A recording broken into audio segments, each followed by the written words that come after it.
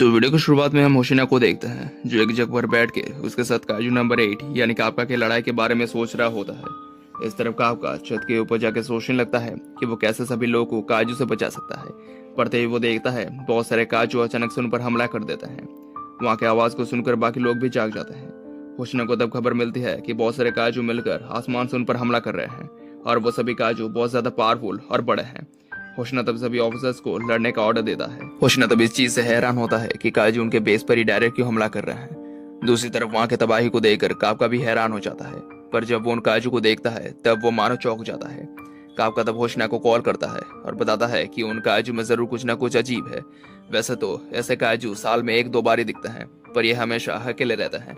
पर आज इतना सारे काजू मिलकर उन पर हमला क्यों कर रहे हैं? इसका एक ही मतलब है, हो सकता है कि उन्हें कोई ना कोई कंट्रोल कर रहा है। इस तरफ होशना के पास काजू आता है जो बिल्कुल काजू नंबर 8 और 9 की तरह ही था, यानी उसके पास दिमाग था। वो काजू तब होशना से बात करने लगता है और बताता है कि उसे वहाँ के सबसे पावरफुल इंसान से लड़ाई करनी है।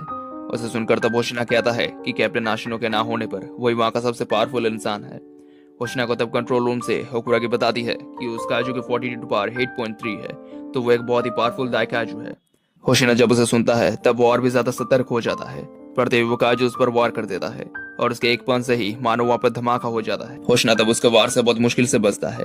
वो काजू तब उसके साथ लड़ने के लिए तैयार होता है, पर पहले वो बाकी काजू को बाकियों को मारने का ऑर्डर देता है और उसकी आवाज को सुनकर बाकी काजू भी बाकी ऑफिसर्स के साथ लड़ने लगता है। इस तरफ वो काजू वापस होशना को मारने लगता है और उसका एक पंच मानो किसी बॉम्ब की तरह होता है। होशना तब ये समझ जाता है कि अगर उसे एक भी पंच लगा तो वो तभी मारा जाएगा, इसलिए वो तब उसके अटैक से बचते हुए अपने सुपर स्पीड की मदद से उसके साथ लड़ने लगता। पर होशिना उसे ज्यादा कुछ डैमेज नहीं दे पाता क्योंकि उस काजू की स्किन बहुत ही ज्यादा हार्ड थी।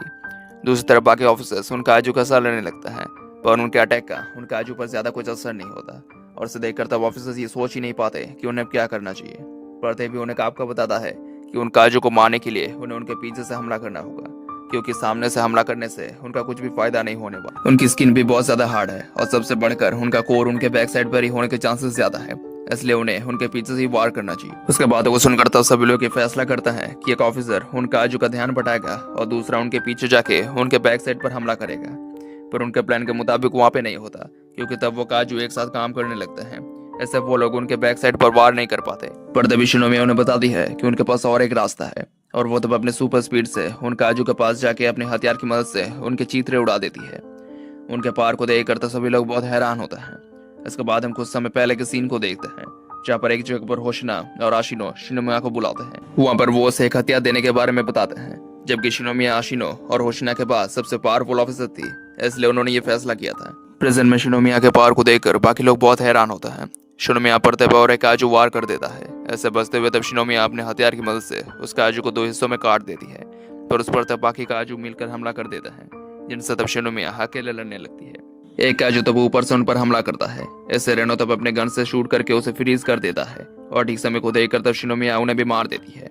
रेनो के पार्ट्स को काजू के साथ लड़ने की स्किल्स को देखकर शिनोमिया भी बहुत इंप्रेस होती है और वो तब रेनो की तारीफ भी करती है। होशिना भी तब ये जान जाता है कि सभी लोग बखूबी से अपने काम को निभा रहे हैं, पर वहाँ पे असली मुसीबत वो काजू थी। ऐसे तब होशिना लड़ रहा था, पर वो काजू उस फाइट के मजे लेने लगता है। पर एक जगह पर जाके होशिना फंस जाता है और वो काजू उसे एक जबरदस्त पंच मारता है, पर उसे पल हम देखते हैं कि उस काजू का हाथ कट के नीचे गिर जाता है। होशिना तब बताता है कि जबकि उनके पास और कोई इंसान नहीं है, तो वो उसे अब किसी को बचाना नहीं पड़ेगा, तो अब वो अपने फुल पावर का इस्तेमाल कर सकता है। होशिना तब 92% कॉम्बैट पावर का एक्टिवेट करता है। इस तरफ काजू का साथ लड़ते समय एक लड़की बहुत बुरी तरीके से फंस जाती है। इससे तब उसका बचना मुश्किल हो जाता है। वो काजू तब उस लड़की को मारने ही वाला था। कापका तब उसे दूर से देखकर उसे बचाने के लिए उसकी तरफ दौड़ता है, पर जब वो ये समझ जाता है कि वो वहाँ पर टाइम पे नहीं पहुंच पाएगा, तब वो अपने पैरों को काजू में ट्रांसफॉर्म कर लेता है। ऐसे तब उसके पास काजू की तरह सुपर स्पीड मिलती है। वो तब अपने उस स्पीड से तब किसी तरह से उस लड़की को बचा लेता है, पर तब वो दोनों ही वहाँ पे फंस जाते हैं। ऐसे तब वो काजू उन दोनों को ही मारने वाला होता है, पर तब वहाँ पे शिनोमिया आके उस काजू को मार देती है। वहाँ पे तब रेनो और बाकी ऑफिसर्स भी आ जाते हैं और रेनो तब कापका को रिस्क लेने से यानी काजू में बदलने से मना करता है, क्योंकि अब वो एक फुल ऑफिसर था। रेनो शिनोमिया और बाकी लोग मिलकर तब उन बाकी काजू के साथ लड़ने लगता है और उनके टीम वर्क को देखकर तब कापका भी बहुत ज्यादा हैरान होता है। पर उन लोगों को तब खबर मिलती है कि उनके सीनियर ऑफिसर्स उनकी मदद करने के लिए आ चुके थे, जो तब मिलजुल के उन काजू के साथ लड़ने लगते हैं। दूसरी तरफ होशिना उस काजू के साथ लड़ने लगता है, जहाँ पर उन दोनों के बीच में तब घमासान लड़ाई होने लगती है। पर होशिना उस काजू को तब बहुत ही ज्यादा घायल कर देता है और उसकी गर्दन तक को वो उड़ा देता है। इससे होशना की जीतने की उम्मीद बढ़ जाती है, पर वो काजू तब भी हार नहीं मानता और खुद को रीजनरेट करने लगता है। उसे देखकर तब होशना बहुत ज्यादा हैरान हो जाता है। होशना की सारी मेहनत तब मिट्टी में मिल चुकी थी। वो काजू तब अपने असली पावर को दिखाता है और होशना पर अटैक कर देता है। होशना भी तब हार नहीं मानता और अपने टेक्निक का इस्तेमाल करके उस काजू के एक हाथ को काट देता है। इससे तब उसे उसका कोर दिख जाता है, जो आम कोर के मुकाबले बहुत ज्यादा छोटा होता है। होशना तब उस काजू को पूरा का पूरा बीच में से काट देता है। सभी को ये लगता है कि होशना ने उस काजू को मार दिया है और वो लोग जीत गए हैं, पर होशना तब यह समझ जाता है कि उनके साथ अभी और कुछ भी बहुत ज्यादा बड़ा होने वाला है। वो काजू तब अपने फुल पावर का एक्टिवेट करता है और बहुत ही ज्यादा बड़ा हो जाता है। इससे तब उसकी पावर बहुत ज्यादा बढ़ जाती है और वो अपने कोर के पोजीशन को भी चेंज कर लेता है। वो काजू तब वहाँ पे एक हाई टेम्परेचर गैस को फैलाने लगता है। इससे तब होशना बहुत मुश्किल से बचता है। इस तरफ काजू में ट्रांसफॉर्म ना होकर भी काफी ये सेंस कर लेता है कि उनसे थोड़ी दूर ही किसी चीज की पावर बहुत ज्यादा बढ़ चुकी है और उनके लिए अब वो एक खतरा है। उस काजू के बड़े होने से तब उसकी पावर बहुत ज्यादा बढ़ जाती है।